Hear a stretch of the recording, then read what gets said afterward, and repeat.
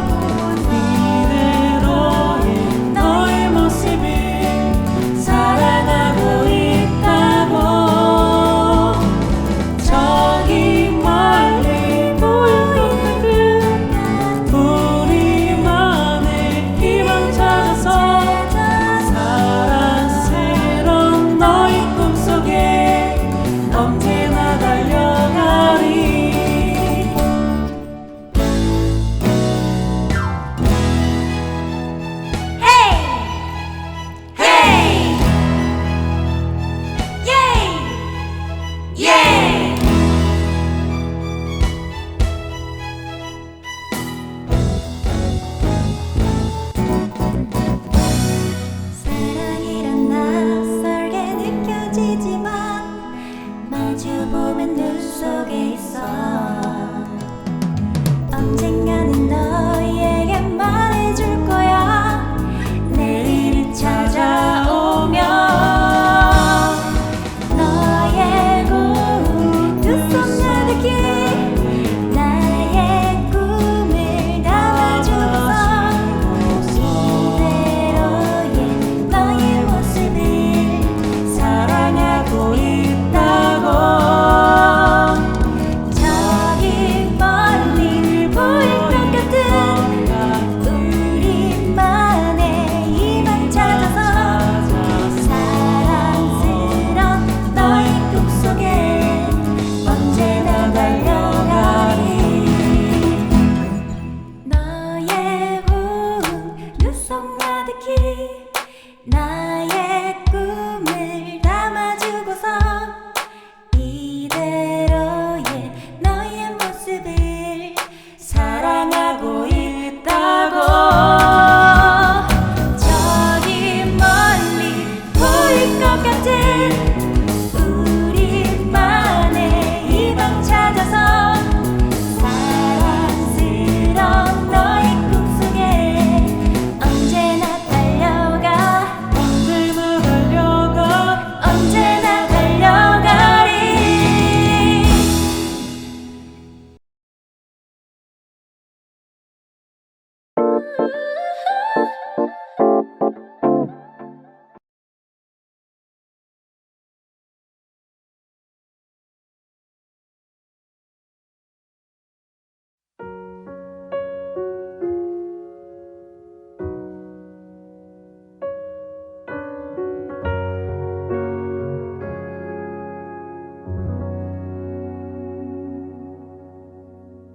우리 만남이 특별하진 않았지. 우리 만남에 뭐 있겠어. 우리 이별이 가슴 찢기도록 아프진 않았지만 슬플 거야. 우리 만남이 특별하진 않았지.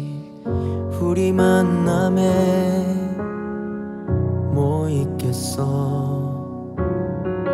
그래도 우리 좀 친해지긴 했지만 서로 눈물 보일 것까진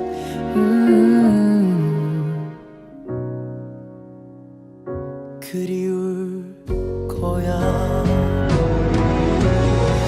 인생은 헤어지고 만나고 익숙해지고 또 그냥 그런 대로 살아가고 인생은 무뎌지고 아파하며 익숙해져서 다시 그때 누구나 헤어지고 만나고 익숙해지고 또 그냥 그런 대로 살아가고 인생은 무뎌지고 아파하며 익숙해져서 다시 그때 그리워해.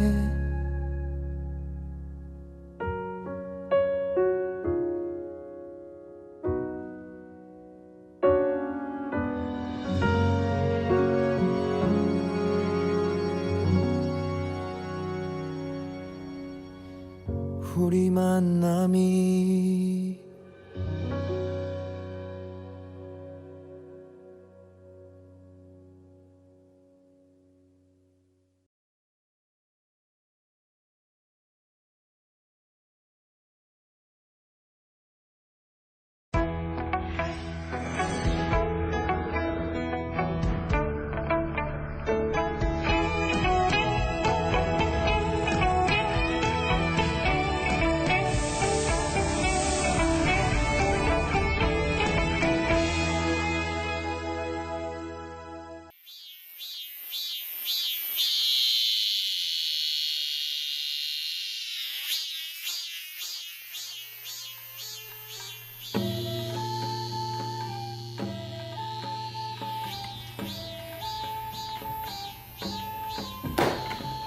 하늘 떴다니 가마솥에 누른 맛 뻑뻑 긁어서 선생님은 한 그릇 나는 두 그릇 아이고 맛있다. 하늘 떴다니 가마솥에 누렁지 따분해. 뭐 재밌는 거 없을까? 아, 좋은 생각이 났어. 얘들아, 이리 모여라. 오늘은 내가 훈장 선생님이다. 네. 자, 그럼 한자를 배워보도록. 네. 하늘하, 땅땅. 오, 잘하는군. 좋아, 계속하도록. 소나무소, 대나무대. 서진이 어떻게 한자를 이렇게 잘 알아? 짱이야. 진짜 잘한다.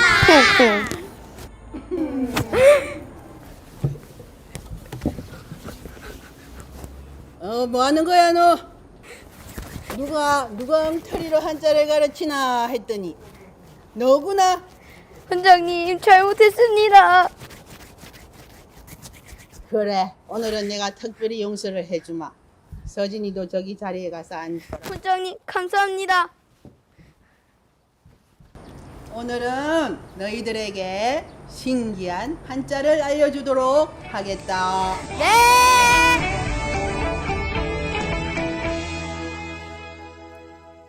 안녕하세요. 한자 속 성경 이야기로 여러분 앞에 찾아올 수 있어서 반갑습니다. 지금까지는 한자와 친숙하지 않았더라도 오늘 저와 한자 속에 숨겨져 있는 신기하고 놀라운 사실을 발견하시면 재미있게 공부할 수 있습니다.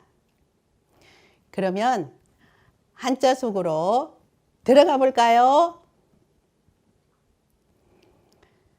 로마서 3장 24절 말씀. 그리스도 안에 있는 구속으로 말미암아 하나님의 은혜로 값없이 의롭다 하심을 얻은 자 되었느니라. 할 때 의롭다 하심을 얻은 자 되었느니라. 이 의자가 오를 의입니다. 이 오를 의는 나아 위에 양이 올라가 있는 모양의 한자인데요. 양양과 나아자가 합쳐진 한자입니다. 이 양은 성경에 어린 양으로 오신 예수님을 가리킵니다.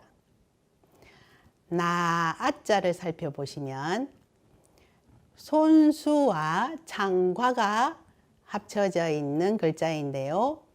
손에 창을 들고 있다는 뜻으로 불안한 모양의 한자입니다.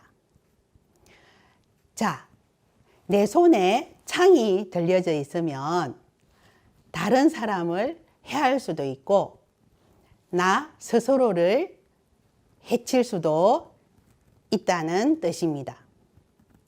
그래서 오를 의는 불완전한 나 위에 어린 양 대신 예수님이 계셔서 온전한 의로 하나님 앞에 설 수 있다는 것입니다. 여러분, 이 놀라운 사실 아닙니까? 그렇죠. 우리가 이 오를 의로 의인이 되셨습니까? 네. 자, 이 양양자, 양은 어린 양으로 오신 예수님을 가리킨다고 제가 말씀을 드렸습니다. 자, 이 양양자가 들어가 있는 한자, 또 다른 글자 한번 살펴보도록 하겠습니다. 아름다울 미입니다. 자, 이 글자는 아주 익숙한 글자인데 다들 알고 계시죠? 이 아름다울 미 위에도 양양이 올라가 있습니다. 양양과 큰 대가 합쳐져서 아름다울 미인데요.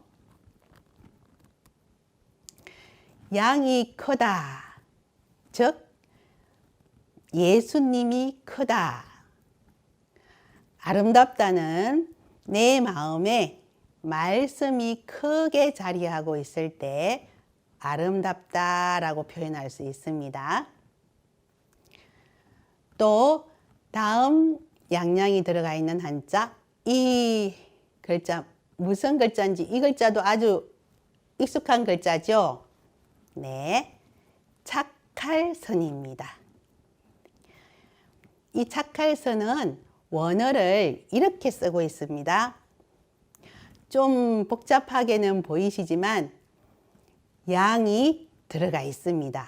그리고 양쪽에 말씀, 은이 2번 들어가 있네요. 그래서 이 원어에 표기되어 있는 착할선에 양이 들어있고 말씀, 은이 2번 들어가 있는 글자입니다. 그래서 이 착하다는 원어의 뜻을 보면 말씀 자체가 선이다, 이렇게 뜻을 풀이할 수 있습니다. 지금 공부한 아름다울 미와 착할선은 양양자가 올라가 있지요. 우리가 보는 아름다움과 착하다는 의미가 좀 차이가 있습니다. 이 착할 선자는 말씀 자체가 선이라는 것을 우리가 확인할 수 있었습니다. 그러면 가짜 선은 뭐라고 할까요? 예, 위선이라고 합니다. 여기서 위자가 거짓 위자인데요. 사람이 하다, 사람의 행위가 들어가면 다 거짓이 된다라는 뜻입니다. 로마서에도 보면 사람은 다 거짓되되라는 말씀이 있습니다. 성경을 꼭 한자 속에 옮겨 놓은 것 같지 않나요? 너무 신기합니다. 그러면 오늘 아름다울 미 착할 선 한번 써보시겠습니다.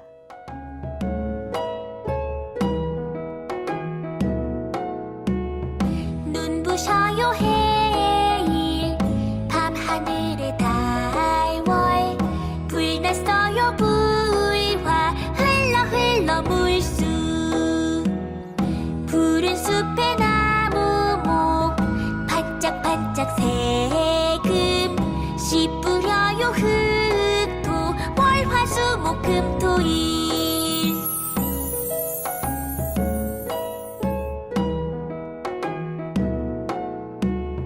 눈부셔요 해일 밤하늘의 달월 불났어요 불화 흘러 흘러 물수 푸른 숲의 나무목 반짝반짝 새금 씨 뿌려요 흙토 월화수목금토일 월화수목금토일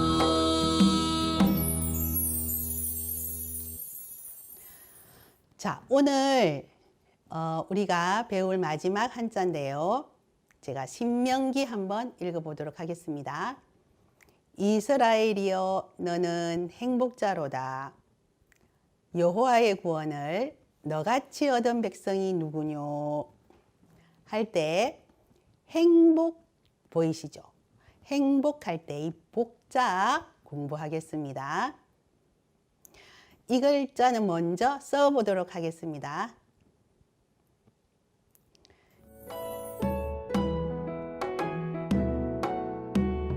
눈부셔요 해일 밤하늘의 달월 불났어요 불화 흘러 흘러 물수 푸른 숲의 나무목 반짝반짝 새금 씨 뿌려요 흙토 월화수목금토일 월화수목금토일 자, 써보시니까 두 글자가 포함되어 있다는 것을 아시겠죠? 예, 보일시와 가득할 복이 합쳐진 글자입니다. 자, 먼저 보일시를 보시면 이 보일시는 하나님께 제사를 드린다 할 때 제사제에도 이 보일시가 들어가고요. 또 하나님께 우리가 기도를 드린다 할 때도 이 빌기, 빌도라고 하는데 빈다 하죠. 하나님한테 무엇을 빕니까? 복을 빕니다. 그렇죠? 그래서 이 보일시가 기도할 때도 들어갔다 말씀드렸습니다. 자, 다음에는 가득할 복자인데요. 이것을 풀어보면 하나일일 또 입구, 밭전이 합쳐져 있는데 하나는 하나라는 뜻입니다. 입구는 사람을 가리키고요. 그 다음에 밭전은 에덴 동산을 뜻합니다. 그러면 한 사람 에덴 동산 하면 떠오르시는 사람 한 사람 있죠. 예. 하나님의 창조하신 첫사람 아담을 가리킵니다. 신기하시죠? 자, 아담이 하나님을 바라보는 것이 복입니다. 히브리서에도 믿음의 주요 온전케 하시는 예수를 바라보자 라고 말씀하십니다. 여러분들도 하나님을 바라보시고 복된 삶을 사시게 되기를 바랍니다. 자, 오늘 한자 속 성경 이야기 재미있었나요? 오늘 재미있었나요? 네! 너무 재밌어요! 선생님 더 알려주세요. 맞아요, 선생님 더 알려주세요. 너무 신기해요, 선생님 최고. 오늘 배운 한자들 잘들 기억하고 내가 없을 때는 서진이가 아이들에게 잘 알려주도록 네, 훈장님. 훈장님께 인사!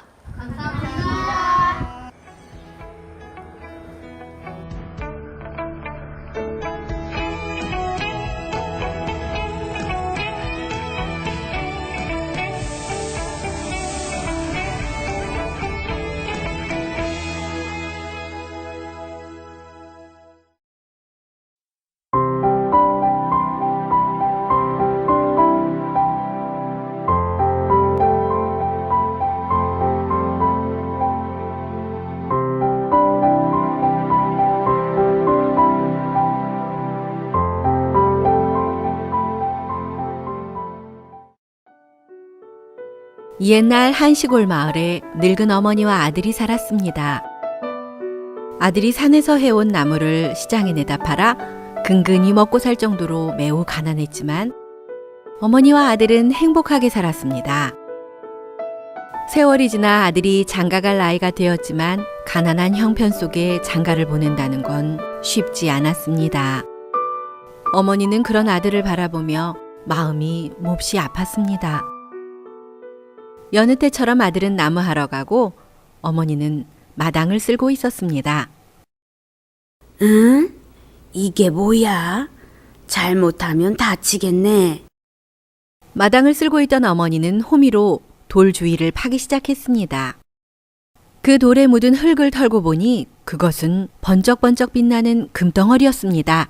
아이고, 이게 뭐야? 금덩어리. 금덩어리를 보는 순간 얼른 흙으로 다시 덮어버렸습니다. 우리 집 마당에 이렇게 큰 금덩이가 있었다니. 그날부터 어머니는 밤에 누우면 금덩이를 가지고 할 수 있는 일들이 생각나 잠을 이룰 수 없었습니다. 저 금덩어리면 집도 사고 아들 장가도 보낼 수 있을 텐데. 어머니는 이런저런 생각을 하느라 몇 날 며칠을 계속해서 잠을 설쳤습니다. 며칠간 안색이 좋지 않은 어머니가 걱정돼 아들이 물었습니다. 어머니, 어디 편찮으세요? 아니야. 괜찮다. 밥도 제대로 못 드시잖아요. 괜찮아. 걱정 말아라. 여느 때처럼 아들은 나무하러 산에 갔고 어머니는 방에 앉아 금덩이를 팔아 할 수 있는 일들을 생각했습니다. 그러다 어머니는 조금 더 깊이 생각해 보았습니다. 금덩이가 있다는 사실을 알게 된다면 아들이 산에 나무를 하러 갈까? 윗마을 부잣집 자식들은 낮이고 밤이고 술이나 마시고 흥청망청 돈이나 쓰고 지낸다는데 우리 아들은 이렇게 큰 돈이 생겨도 그 부잣집 자식처럼 안 지낼 수 있을까? 곰곰이 생각해 보니 부자가 돼도 행복이 얼마 가지 않을 것 같았습니다. 어머니는 몇 날 며칠 깊이 생각해 보고 결심했습니다. 얘야, 내가 너한테 하고 싶은 이야기가 있다. 예, 어머니. 내가 요즘 밤마다 이 집에 대한 안 좋은 꿈을 꾸는데 여기서 오래 살면 건강이 계속 안 좋아질 것 같구나. 우리 다른 곳으로 이사를 가면 어떻겠니? 어머니, 그게 뭐 어렵습니까? 당장 이사 갈 준비를 하죠. 그래, 고맙구나. 얼마 후 어머니와 아들은 아주 먼 곳으로 이사를 갔다고 합니다. 금덩이는 그 집 마당에 그대로 묻어둔 채 말입니다. 누구나 잘 먹고 잘 살고 싶은 욕구가 있습니다. 그 욕구를 그대로 따라가면 행복할 것 같지만 결국 불행해집니다. 이야기 속 어머니처럼 깊이 사고하는 사람만이 우리를 불행하게 하는 욕구를 이길 수 있습니다. 지혜로운 자는 두려워하여 악을 떠나나 어리석은 자는 방자하여 스스로 믿느니라.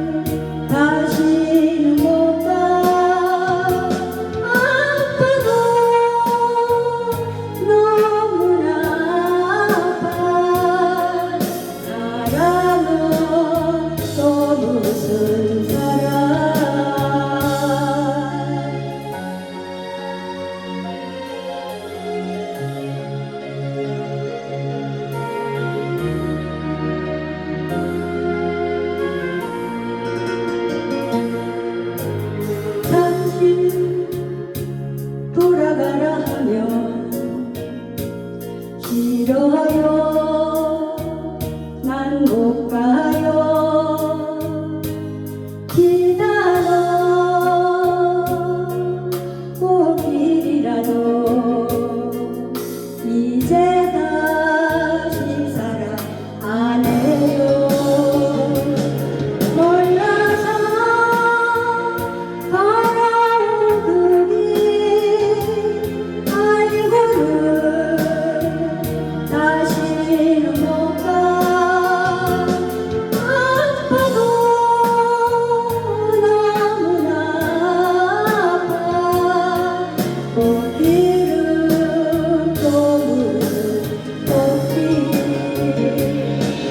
몰라서 걸어온 그 길 알고는 다시는 못 가 아파도 너무나 아파 사랑은 또 무슨 사랑 꽃길은 또 무슨 꽃길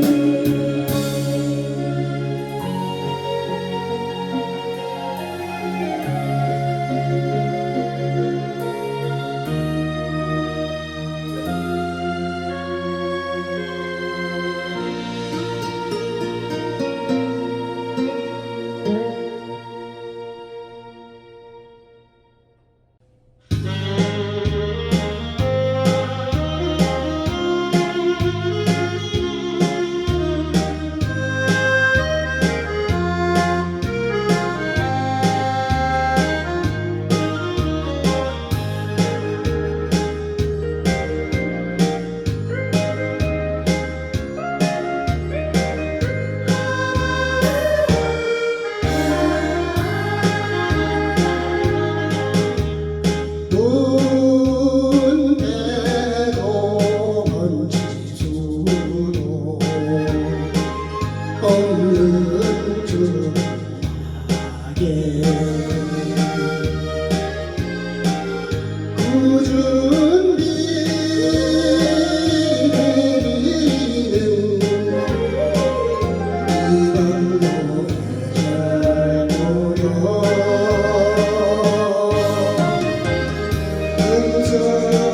은서를 비내어진 감사의 길이여 어느 날짜 오시겠소 나 사랑아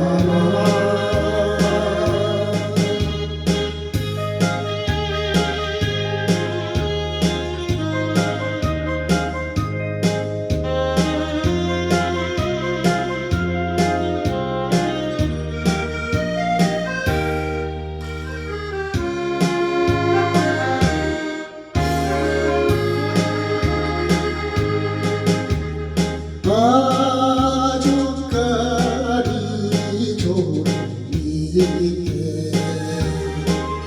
마주 앉아서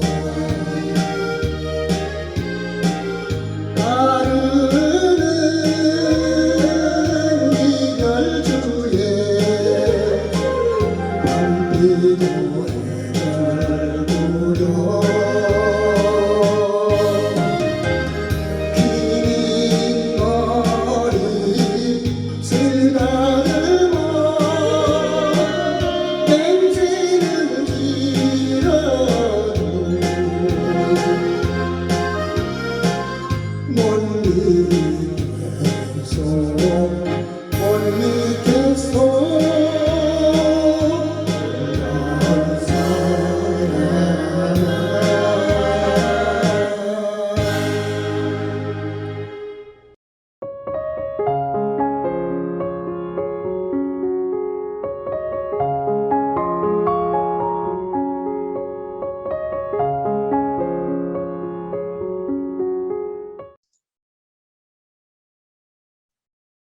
안녕하세요.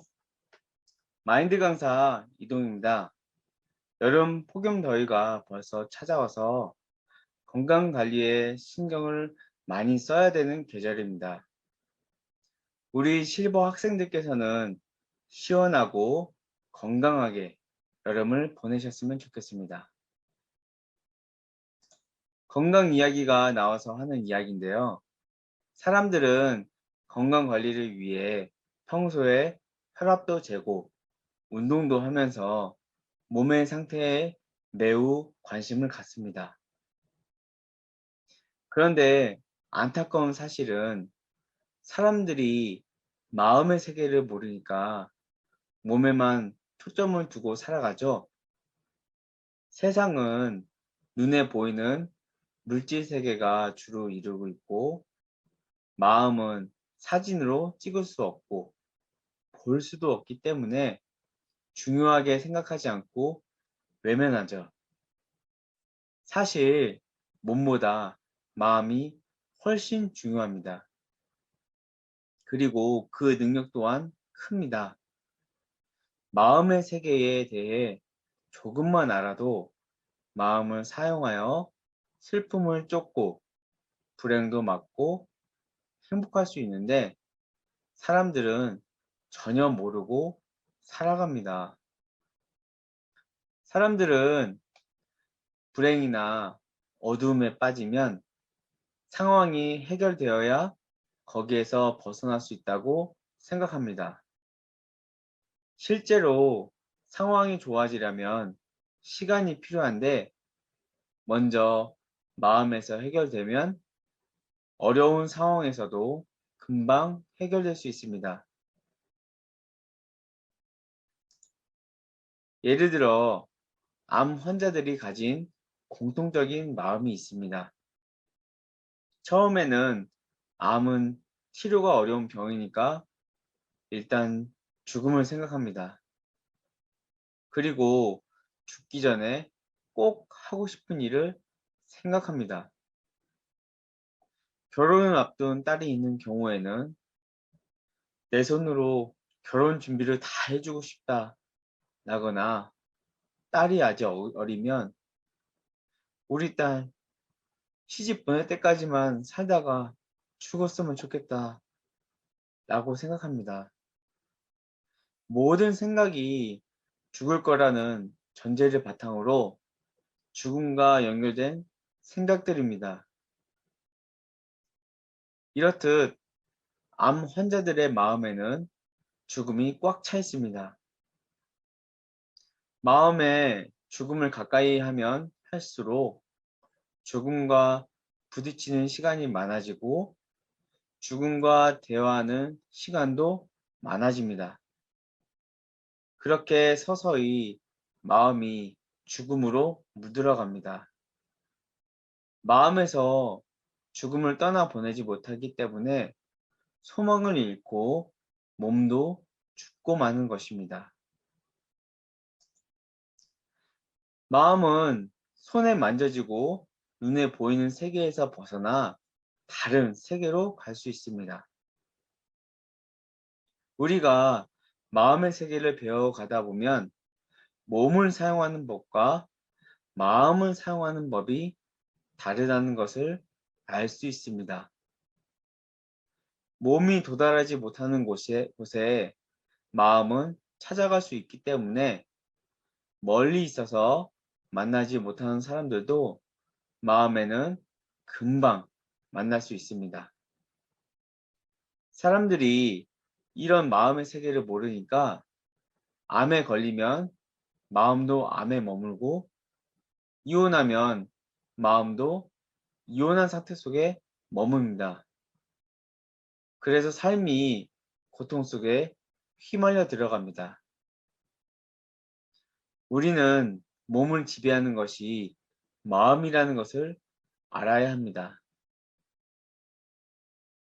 사람들에게 일어나는 많은 일과 행동은 전부 마음에서 비롯되거든요. 마음에 무엇이 담겨 있느냐가 삶에 나타나는 것이죠.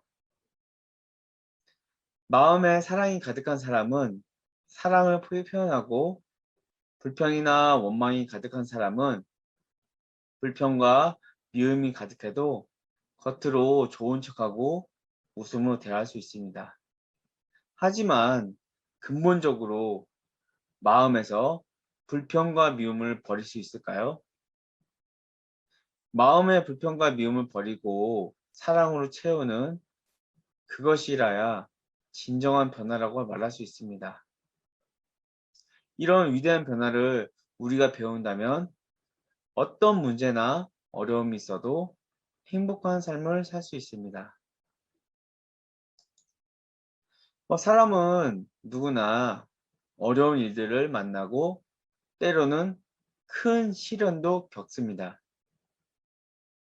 사람들은 삶에 어려움이 없으면 좋겠다고 생각하지만 그것은 어린아이가 성장하지 않으려는 것과 같습니다. 어려움을 이겨나갈 때 삶의 폭이 넓어지고 깊이가 더해지기 때문입니다. 그렇다면 어려움과 부딪혀서 이겨야 하는데 어떻게 어려움을 이겨낼 수 있을까요? 세상에는 어려움을 이겨내면서 사는 사람들이 많습니다. 그런 사람들은 어떤 어려움을 만나도 주저앉지 않고 앞으로 달려나갑니다. 그리고 허망한 욕망을 쫓지 않고 밝고 힘있게 삽니다. 그들은 어려움을 이길 수 있는 마음을 어떻게 가지게 된 것일까요? 한 가지는 극한 어려움을 겪으면서 극복할 수 있는 힘이 길러진 경우와 다른 한 가지는 살면서 큰 도움을 받고 마음에 감사가 가득 채워진 경우입니다. 어려움이 찾아와도 워낙 마음에 감사가 가득해서 그 힘으로 어려움을 삼켜버리는 것입니다. 이 두 가지 경우 가운데 감사한 마음이 가득 차서 어려움을 이기는 사람의 삶은 온화하고 풍성할 뿐만 아니라 어느 누구라도 갈 수 있는 길입니다. 감사가 주는 변화에 대한 동영상을 한번 볼까요? 한 집에 사는 가족이라고 모두가 마음의 거리까지 가까운 것은 아닙니다. 하루 24시간에서 얘기하는 시간을 다 합치면 한 30분 될까? 자기는 자기 좋은 일 하고 나는 나 좋은 일 할 테니까 더 이상 관심 끄라고. 신경 꺼 나한테.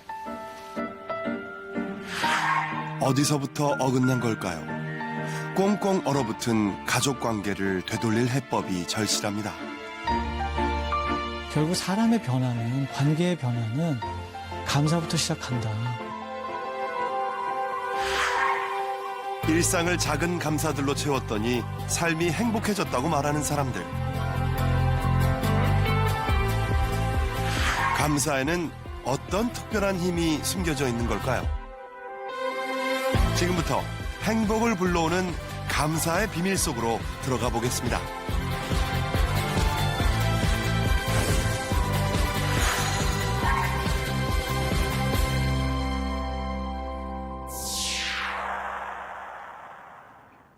유대교의 경전이자 갖가지 삶의 지혜들로 가득한 책 탈무드에는 이런 격언이 담겨 있습니다.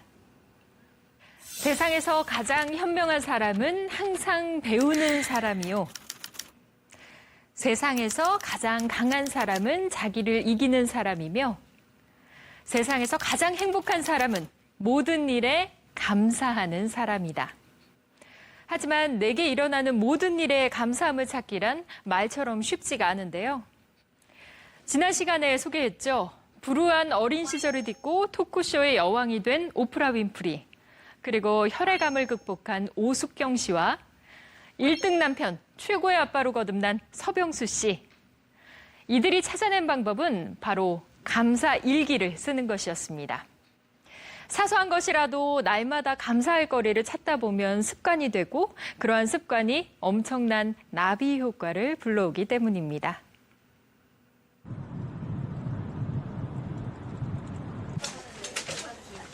경기도 용인의 한 병원.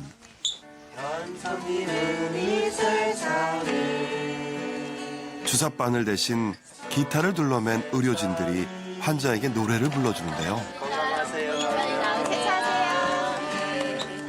어머니도 노래 불러줄게, 노래. 불러줄게. 빨리 나오시라고. 하루 종일 병원 이곳저곳을 누비며 만나는 환자마다 노래를 선물하는 의료진들. 뜻밖의 따뜻한 위로에 환자들도 힘이 나는 모양입니다. 내일 퇴근해야 되겠네. 그래, 내일 태워야 돼. 내일 태워야 돼. 이 병원에서는 일주일에 한 번씩 이렇게 노래를 통해 환자들에게 격려와 감사의 마음을 전하고 있는데요. 어른들은 물론이고 특히 병원이 낯설고 두려운 어린 환자들에게 큰 힘이 됩니다. 기분 좋아? 얼마나 기분 좋아? 많이요. 빨리 나았을 것 같아? 네. 저희가 드린다는 생각으로 감사를 하는데 결론은 저희가 받게 되는 거죠. 그래서 우리 간호사들도 만족도가 높아지고 일단 환자를 대하는데 그냥 형식적이 아니라 사람 대 사람으로 응대를 하게 됩니다.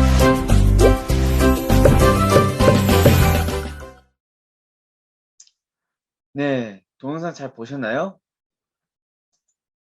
감사하면서 사는 사람들이 의외로 많지 않습니다. 사람들이 대부분 감사하면서 살기보다 강한 사람이 되기를 원하기 때문입니다. 그래서 자신이 숱하게 받은 감사한 일을 마음에 잘 담아두려고 하지 않습니다. 가능하면 자신이 약해서 도움받았을 때의 일들은 잊으려고 하기 때문에 감사의 순간도 대부분 지워버립니다. 그런 사람의 마음은 감사로 채워져 있는 것이 아니라 강한 사람이 되기 위해 갖추어야 할 욕구로 그 마음을 채웁니다. 부족하고 연약한 사람일수록 마음에 감사할 일이 많습니다. 그러나 자신이 잘났다고 생각하는 사람은 작은 일 하나 따르는 것도 쉽지 않습니다.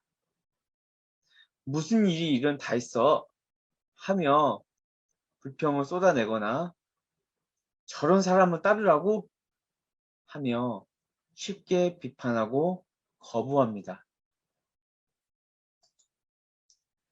감사는 자신의 약함이나 부족함, 악함 등이 배려와 사랑으로 덮여 더 좋은 삶을 살게 될 때 일어납니다.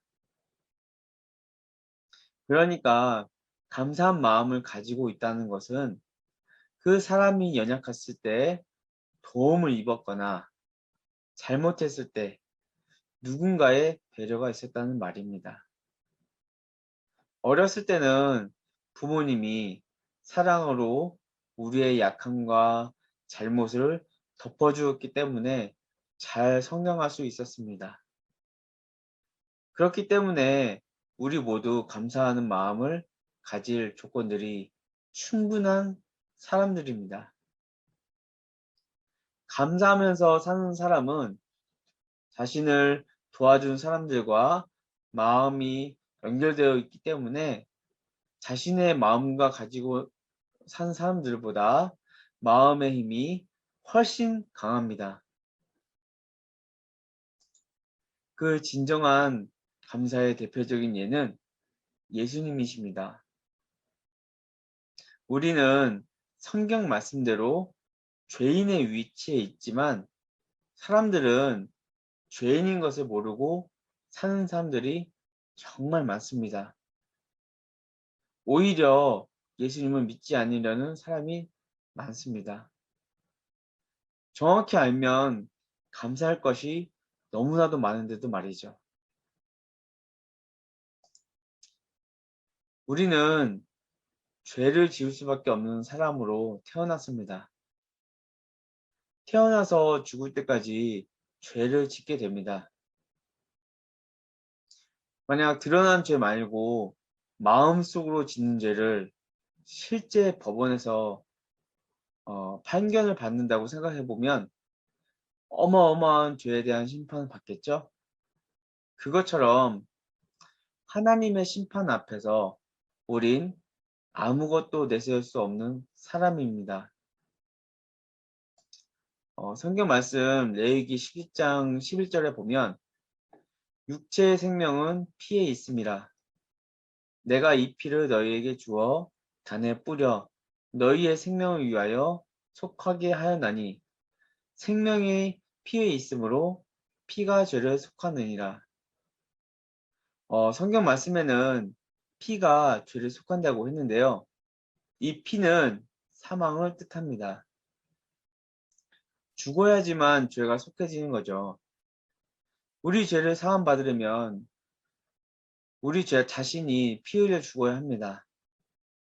하지만 피 흘려 죽어야 될, 또 심판을 받아야 될 우리를 위해서 예수님이 피 흘리시고 죄를 사하시고 다시 부활하신 것입니다. 예수님이 죽으시고 그냥 끝났다면 그 예수님의 피는 아무 의미가 없지만 다시 부활하셨기 때문에 그 피가 우리 모든 죄를 사하는 능력이 있는 것입니다.